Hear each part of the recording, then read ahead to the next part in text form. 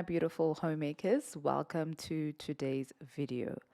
So today's video is the part 2 of last week's video where we were talking about how to keep your grocery budget very low. So I start off by going to get some nuts.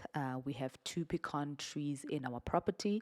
I went and got some nuts. There's a lot of them. I couldn't crack all of them all at once because it does take time, but I used those nuts and with 4 cups of oats. I didn't have cinnamon, so here I'm using mixed spice. So you can put cinnamon instead of that, or if you want to do mixed spice like I did, it also turned out very nice. So I added also half a cup of chopped almonds and mixed it together with some honey and coconut oil. Please note that all the recipes will be available to you in the description box below. We are all about building the home economy, and I just want to read a definition of the word economy. An economy is an area of production, distribution, and trade, as well as consumption of goods and services. So the economy comprises of 4 crucial elements. The number one is production. So there has to be production in the home for it to become an economy. Another thing is distribution and trade as well as consumption. So nowadays we find that the home has become relatively a place of consumption only. We've lost trade, we've lost distribution, and we've lost production. And honestly, my vision for this channel is the restoration of the home. That is why I'm saying the mission is to build the home economy again. When we look back at the homemakers, the 1950s, the 1940s, going back even to the 1910s, I'm a person who loves to read old books. I like to even watch old movies because I want to see what they did way before us. I realized that the homemakers in the older generation, they were producers. They made most of the things they consumed. So when you are building your home economy and you're starting to establish your home economy, the skills that you need to acquire will not look like the skills that I have. Because first and foremost, the things that I determined I needed to learn were the things I saw that my family were consuming. Like now I'm making a granola is because I was buying a lot of sugary cereals for my children, which did not even have any nutritional value. We are not just about saving money, but we are also about taking care of the health of our family. So it's very difficult nowadays to get products that do not have preservatives in them and all the bad things in the food. So making things yourself helps you, you know exactly what you are putting in the things that you are making. So you saw how simple this granola recipe was. Here I'm even making a snack for myself, and I like to have this all the time in my pantry. So I make this once a week. I love having it with yogurt, some fruit, some a drizzle of honey, and some chia seeds. It's a nice filling snack, a very nutritious one. And this is also what I give to my kids when they just want something to snack on, because I don't buy pre-packaged snacks when I grocery shop. So these are the things that I will have on hand that are ready to go, so that when my kids want some snacks, then this is what they will have. And yes, it is yummy. Play around with the recipe. I use coconut oil. You can use olive oil. You can use canola oil. It's honestly going to be up to you. And also, you don't have to use honey. You can use maple syrup. You can use your regular golden syrup. It also works well. So moving along to the next skill, that is our bread making skill. So with this one, I chose to show you a very simple way of making bread. So this is yeast bread. I'm actually going to be making 4 loaves of this bread. on a regular day, I would make 6 loaves, and then I would cling wrap some and put them in the freezer, so that throughout the week when my kids want bread, then I can pull out bread from the freezer and it is good to go. So this is a no knead bread. That means you don't need to knead it. And honest, this bread will not flop on you. You just need to make sure that when you put in your milk and your water, it is not too hot, because we don't want to kill the yeast. So it just has to be warm to the touch. If you get that one right, I don't see how your bread would fail. So this is a very, very simple way of making bread. So roughly now, a simple loaf of bread is like 22 rand. Now I'm going to just use 22 rand as an example. If I'm buying 30 loaves of bread, that is already 660. That is a lot of money. It is better for you to buy ingredients and then make things yourself at home. Yes, it is time consuming, but for me it is so well worth it, because I don't have to serve my family bread that is now filled with preservatives. And if you eat the homemade bread, you will never will want to consume the store-bought bread, because it is not the same. You cannot compare store-bought bread with home baked bread. It is just on a league on its own. And not forgetting the smell of freshly baked bread, it just gives this homely feel. I love it. What you need is flour, yeast, salt, sugar, water, and milk. So I used to, when I got this recipe, the recipe was suggesting that I put 2.5 cups of milk. But I then later realized, because I'm all about being economical as well, I don't want to waste. So what I did, I tweaked the recipe. I reduced the amount of milk. I only use 2 cups of milk with 3 cups of water. So that is about 5 cups that I use, but I put three water, and then I put 2 cups of milk, and the bread is very delicious. So I couldn't even taste the difference. So then this is how I make my bread. So I literally found a recipe but didn't follow it to the T. I tweaked it and I actually found what works for me.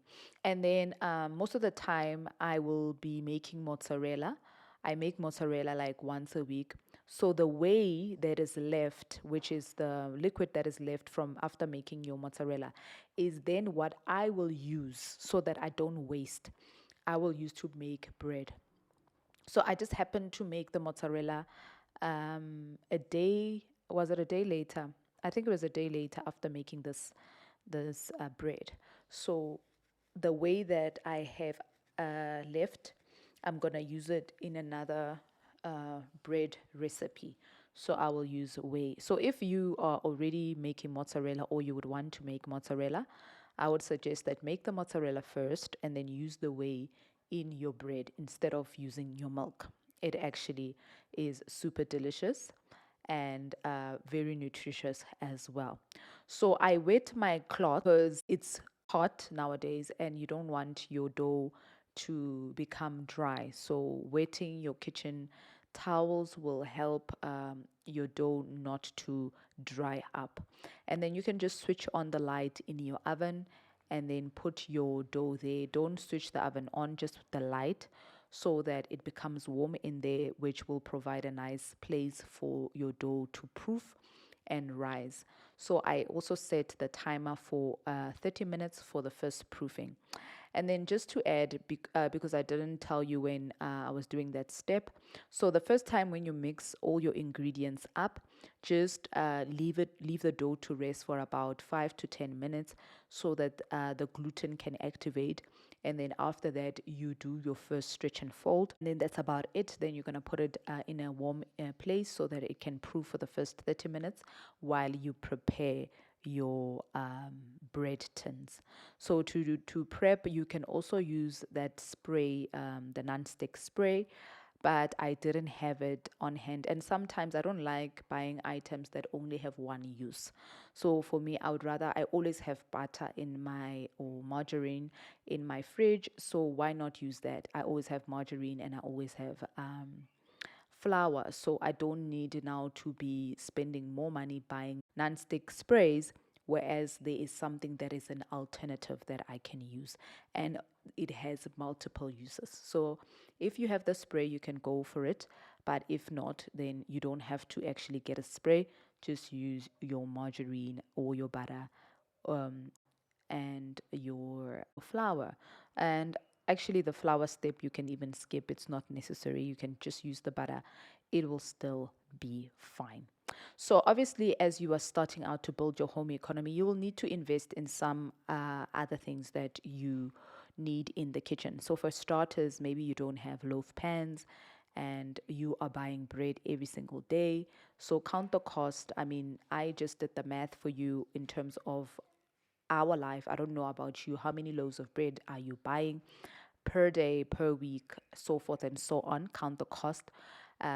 You can actually look at it over a span of a year. It adds up very quickly. So think about it. If I'm spending 660 each and every single month for bread times 10, I'm already on 6,000. If I'm just counting 600, not even the 60, I'm already on 6,000. I don't even need to count further. That is a lot of money. And now, when it comes to flour, I always have flour. I always need to buy flour for my household. And the other things I always do have on hand. I mean, we all have sugar in the house, we all have salt in the house, we all have margarine in the house. And what else do we put in there? Milk. Most of us always have milk in the house. Water. We all have water in the house. And then the only thing is yeast. But remember, yeast bread is not the only way you can have bread. There is sourdough as well, where you don't have to use yeast. So if you don't want to use yeast, then you need to learn, develop sourdough bread making skills instead of this yeast bread. So you need to then determine which one will work best for you. I'm putting the bread in the oven to proof again, to rise again. And only after it has risen and it is almost doubled in size, then I will then put it in the oven to bake. Some people then use egg wash on the top of the loaves. I don't do that. In the beginning when I started out, I did that step, but I didn't realize um, much of a difference. So I stopped using that because I don't want to use my egg for no apparent reason. And then I'm just cracking an egg just to do the egg wash so that it can look shiny. But I don't, for me, it was golden when it came out. You will see the loaves, they were still golden. So I don't want to waste. So I won't use egg for the sake of just making it shiny or whatnot. It still works. So if you want to do the egg wash, you can do that, but I don't do the egg wash step and it still looks fine. I mean, you can see the bread is looking golden on top. Then when the breads come out of the oven, you just need to bake them for 30 minutes. The recipe, don't worry, is in the description box. Then you can take some butter and just lather the butter on top of the bread just to bring in the softness again, because the bread on top is a bit hard before you put the butter. And once you put the butter, then your bread is going to be very soft. This is a nice sandwich bread. Now let's move on to the next skill. So this skill is all about food preservation. So this food preservation skill is about making jams. So I'm going to be making a strawberry jam. So also another tip that will go hand in hand with this one that will ensure that you save a lot of money for your family is to eat seasonally. So what I do, because I go to the farmers market, I know when I go to the farmers market, the seasonal fruit and veggies, they will be priced low and anything that is not in season will be priced high. So that is how I gauge what is in season. But you can obviously go and give this a Google and find out what are your seasonal fruits and vegetables, because those ones, even in the stores, those ones are going to be priced low when it is their season. So the last time I bought a box of strawberries, which amounted to each punnet of strawberry being 8 rand. So as opposed to, when you go to the stores, strawberries are priced higher than that. But I get my pack of strawberries, one punnet, for 8 rand, because I buy them at the farmer's market and I buy a box at a time. So immediately when I get home, what I will do is, because in a box there is about 12 to 14 packs of strawberries, depending if I buy the medium box or the large box. So I bought the large box. They had 14 packs of strawberries. So I took majority, almost 8 packs of those strawberries, and then I cut the tops off, and then I froze them. I put them in the freezer. So another way I use them is that if I'm not making smoothies, then I will use those strawberries to make jam. So making jam is very simple. You only need 3 ingredients. So you will need your fruit of choice. So if you're making apricot, peach jam, or strawberry jam or raspberry jam, whatever fruit that you are going to be using, you're going to need that fruit, and then you're going to need sugar, and you're going to need lemon. That's about it. Very simple. So if I go to the store and I look at how much a strawberry jam is, wow, it's a lot. And if I'm making it from home, it doesn't even cost me that much, because guess what? I always have sugar in the house. I always have lemons, because I use lemons to clean also and to make other things. So every week when I go buy groceries, I always buy a pack of lemons, and I also have a lemon tree in my yard. So if I have lemons on the tree, then I will take those lemons. But if not, then I will buy lemons. So buy your lemons. You can even use your lemons to clean your kettle inside. If your kettle is rusting, just cut some slices of lemon, put them in your kettle, boil the kettle, and voila, your kettle will be as good as new. So another thing that is important when you're making jam is to make sure that you sterilize your jars. So you see here in the other pot, I just boiled some water, and then once that water boiled, I just take my jars, and then first and foremost, just even if your jars are clean, wash them again in soapy water. I didn't show that step, but wash them again in soapy water, and then after that you can then boil them in the pot for about 10 to 15 minutes, and then remove them once they are still hot and your jam is hot. Then put the hot jam in the hot jar. Another way you can sterilize your jars is if you have a lot of jars and you don't have a big pot, so you can only use boiling water for your lids. So just boil your lids in there, and then for your jars, just take your jars and put them in the oven, right? And then just for 15 minutes in the oven, then you take them out, then your jars are good to go. And then when they are hot and your jam is hot, then put that jam into the hot jars. And then also remember, in my case, because I was using frozen strawberries, I needed to mash the strawberries after they were soft. But if you are using fresh strawberries or any fresh fruit, just chop it down and make it into small pieces. So that's what I do. Initially, when I had my strawberries and I just bought them, I chopped my strawberries to be small, small, small pieces. Then it avoids me having to then mash the fruit again. But if you are using frozen, which you can use frozen fruit like I did, the jam it turned out, it looked good and it was super delicious. So here you see, imagine, ladies, freshly baked bread with jam that I made here at home. Everything is made at home. Homemade jam and home baked bread is super delicious. It tastes nothing like the store bought. It is just on another level. Imagine, just like that, you have something to eat. And all you started with were just raw ingredients, right? Flour turned into bread, fruit that is now turned into jam, and you can enjoy this. And when if you are looking for a side hustle or ways of making money, just be skilled in the kitchen, and then over time, when you are really good at making these things, then you can make a couple and just notify your friends, your neighbors, your family that you make bread, you make jam, and you can bake them to order, make bread for other people, make jam for other people. I mean, they buy jam, especially people that they buy these things. And then you can make this for them, and then they can then give you the money that they used to give to the stores. All right, so going on to again food preservation, but this time around we are pickling some vegetables. So I also got a big bag of cucumbers. I've done this in a previous video before. But I'm going to show you this again because some of us, we buy pickles from the store, and those pickles are very pricey. As you're going to see here, I used my big jars, my big canning jars for this recipe, and I ended up having filling up 10 jars. And because we love these pickles and we eat them so much, we tend to go through a jar a week. So those 10 jars are gonna last us about 2.5 months.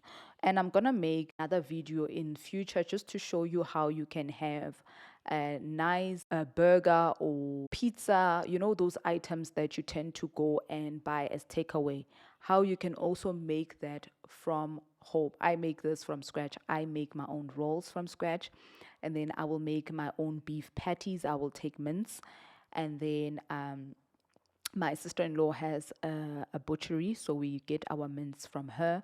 I will take that mince that I get, and then I will add a few things just to give it some flavor.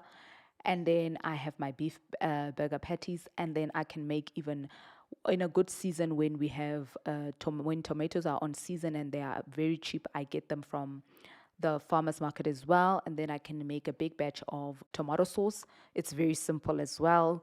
And I make mayonnaise from scratch, very simple. We always have the ingredients to make mayonnaise in the home. We just don't need to buy the jars, but obviously for convenience sake and for sometimes lack of skill, we tend to buy those things. And imagine if you can eliminate. I want you to have a vision. Imagine yourself eliminating all those things. You no longer buy tomato sauce, you no longer buy mayonnaise, you no longer buy salad dressing, you make it from scratch at home. You no longer buy beef burgers, beef patties, you make those from home. You no longer buy rolls, you no longer buy bread, you no longer buy muffins, you no longer buy cake, you no longer buy any baked item. You no longer buy pickles from the store. You no longer buy frozen veggies, because as you see here, I buy things in bulk when it's their season. So moving along, I know I just quickly moved from the pickles and now onto these vegetables, preserving vegetables. So it's the season for peppers now. So I just went to the farmers market, I think on Saturday. Yes, it was on Saturday this weekend. I went to the farmers market. So I got 3 boxes, a box of yellow peppers, a box of red peppers, and a box of green peppers. And mind you, when you go to the grocery store, we all know, because we like the Robert peppers. We know that this can go for 36.99 all the way to 40 rand, depending on where you buy them, just for one red pepper, one green pepper, one yellow pepper. And I want to tell you that I bought a whole box of green peppers for 40 rand, the same 40 rand that you will use to just buy one pack of robot peppers. I got a huge box. And then another thing, the yellow peppers were 70 rand a box, and then the red peppers were 80 rand a box. When they are not in season, even at the farmers market, might find a box for 180. So I don't buy it then. That's why now when I get a box of each, I take them, I chop them down, and I mix them, because sometimes I want them like that in just small cubes. And then I will put them in little bags, and then I will put them in the freezer. So whenever I need peppers, I will take the peppers out of the freezer and then I will use them to cook. And another thing, it's a time saving hack, because now going forward, I will not need to chop any vegetables. I will just get my vegetables from the fridge. I used to buy frozen vegetables, and I know most of you ladies, you buy frozen vegetables. But when you go and you start now getting things in their season and in bulk, then you can chop these things for yourself, put them in the fridge, and you no longer need to buy any frozen vegetables, because you will get them in season. And when you get them in season, they are fresh, they are nice, because it is their season. And then you can then preserve them in the freezer, and then later on you will have them. Even can them if you want. There are many methods of preserving food. So I just showed you in this video how to make jam, which is food preservation.